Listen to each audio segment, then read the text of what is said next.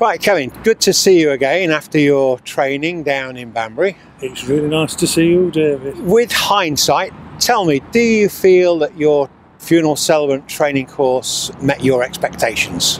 It exceeded my expectations. There was a lot more in there that I never imagined, and it's been so helpful. And when you took your very first funeral, did you find it easy? Were you prepared for it? Were there any hidden mysteries that hadn't been disclosed on the training? I have done public speaking before. I did find it nerve-wracking because it was an entirely new experience with a coffin being in the situation. But the funeral course did prepare me for everything because everything was covered. All the crematorium was covered. Dealing with the relatives was covered. Yeah. So I found it prepared me for it. Good. So what about when you went out to visit your very first bereaved family?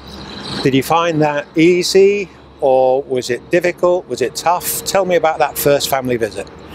I wasn't used to working in insurance. I've visited bereaved people dealing with death claims, but this it's interesting because you're finding out all about that person's life, and I find you just have to be a good listener because they will tell you all about that person and about their life, and it's just listening and making notes, really. Okay, thank you. So if you can take your mind back to your very, very first funeral at Rotherham Crematorium, I think that it was. Yeah. Did anybody come up and make any comments to you after the service? Family members, friends? The immediate family members, they all thanked me and said it was a lovely service. As I was walking away from the crematorium, a gentleman turned around and he saw me, stopped, held out his hand and he said, "That was a very nice service, thank you very much." How did that make you feel as an individual? It's very rewarding, made me feel very good. Now, if anybody is watching this brief video and listening to what you're saying, and they're contemplating becoming a funeral celebrant themselves, any advice that you would give to them?